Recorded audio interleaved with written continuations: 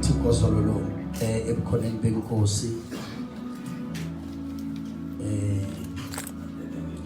angibingelele nonke kwelihle igama lenkosi ethu Jesu Kristu. Amen. Sibonga uNkulunkulu osenzela umusa ukuthi siphinde sihlangane kule ndawo ngalendlela esihlangene ngayo. Kuyisi ayikho into enamandla, ayikho into futhi engienjoyayo empilweni yami nje ngokuseva uNkulunkulu. I always tell people ukuthi this is something I will do noma ngabe kuthiwa ayikho into eyinkokhelo kuyona materially. Nga resigna emsebenzini ngokusebenza kwa Eskom inkosi ngibiza through the hills and the valleys. I can do isibusiso kimi njengokukhonza inkosi. Hallelujah. The greatest blessing I call ngingathi ngile Kenya ngiyoshumayela khona manje lapha ya usho makushumayelisa ama sessions amaningi uthole between the sessions ngikhathele nje ngisumekile nje ngilele, but when I stand on the pulpit I get alive because this is what I live for. This is what I live for. Ayikho eyisibusiso njengokubona abantu bezenkosini, abantu bephila, abantu besusa amehlo wabo ezintweni besibeka kuKristu onguyena umqalisi nomphelelisi wokukholwa kwethu. So siyabonga kakhulu. Ngicela nje quickly siyezwe lenkosi 2 Samuel chapter number 6 verse number 13. Go 2 Samuel wesibili. So funda ivesi libelinye nje namhlanje. Amanye ngizorefer kona ngoba maningi kakhulu. But we'll just read one verse. Leli verse lithi, and it was so that when they had beared the ark of the Lord and had gone 6 paces, he sacrificed oxen and fatlings. 2 Samuel wesibili chapter number 6 isahluko sesithupha. We're reading verse 13. And it was so that when they had brought the ark of the covenant and had gone 6 paces, he sacrificed oxen and fatlings. As ukhona yini uphethe ngesizulu ongasifundela yona lapha nje. Ongasifundela nje ngomageba nje, ngondaba ezitha. Khona. Bakuthi ababethwele umphongolo kaJehova sebehambile izinyathelo eziyisithupha. Sebehambile izinyathelo eziyisithupha. Wahlaba inkabi nethole elikhulukhalisiweyo. Wahlaba inkabi nethole elikhuluphalisiwe. Ngifisa nje ukukhuluma lamagama kini nabazalwane. It could have been worse. It could have been worse. Lento khala ngayo manje oyenza ukuthi ubalise. It could have been worse. Ake sibamba amehlo. Baba, izwi lakho lenguwe. Izwi lakho liyaphila, izwi lakho linamandla. Ngenqaba ukuncika kuba ngokuhlakanipha, ngenqaba ukuncika ekwazini ukulishumayela izwi lakho. Ngencika kuwe moyingcwele kaNkulunkulu. That you use me for your glory, that Christ will be glorified. Hide my flesh behind the cross of Calvary. Ukuze abantu bakho bangezwe iphimbo lomuntu, kodwa beze iphimbo likamoyingcwele likhuluma nabo. Egameni elinamandla, egameni lesithandwa sethu Jesu Kristu. Amen and amen.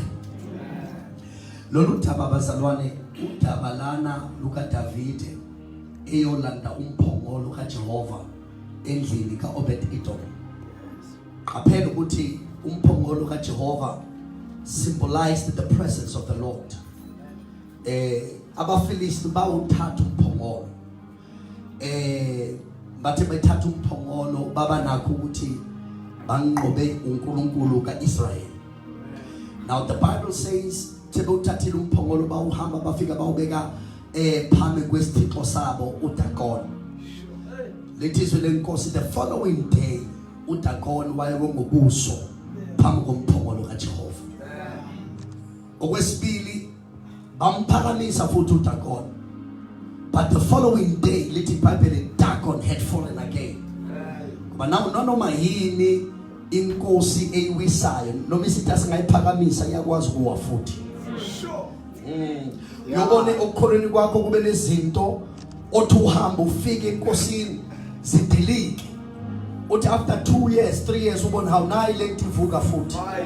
I want you to know the same God owayiwise eqaleni uyena futhi onamandla ukuthi iphinde iwe.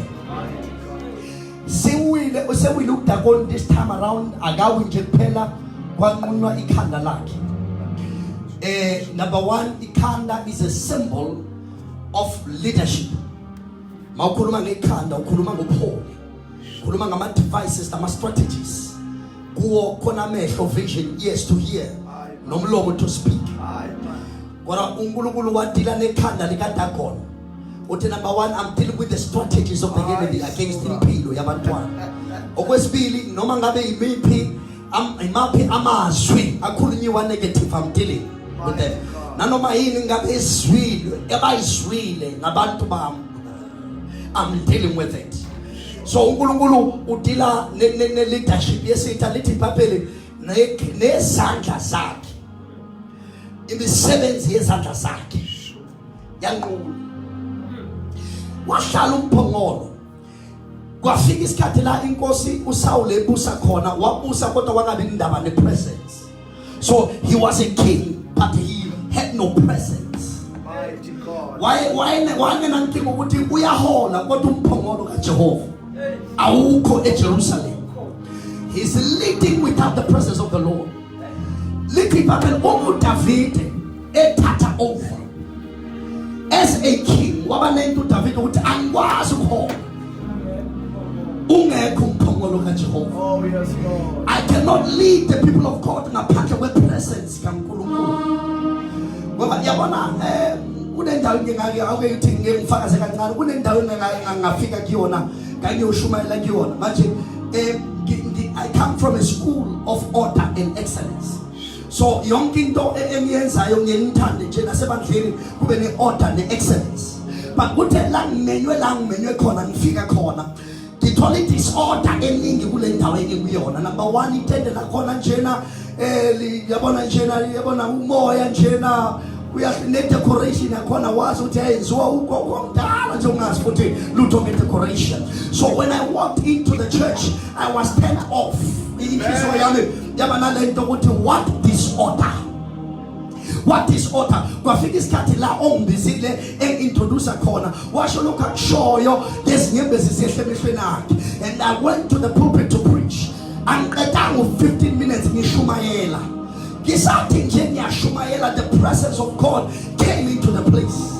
What to feel in presence kaNkulunkulu ngabona ugogo ngibona omama begijima begwalitende beshonge ilimi bempongoloza ngelimi bedumisa inkosi yaphakade. Ngaba ne-problem nami ngezwe ukuthi into yasezulwini ngibambile la. Zange ngisayiqeda intshumayelo yami, ngalala ngesisu kwi-altar. And I cried and I prayed. Ngaphuma but bangijaha ne-envelope ngangena emotweni ngathi ngibuyele eMaritzburg. On my way ngase ngibuza uNkulunkulu ngithi what is the meaning of this? God, there's something you are telling me ngoba ngingene la kumuntu otikwa ile disorder engitholayo. Yilo muntu otikwa i-lack of excellence engitholayo. And the Lord said to me, there'll come a time la bantu bami bazongifuna ey'ntweni ezikhazimulayo bangangithola.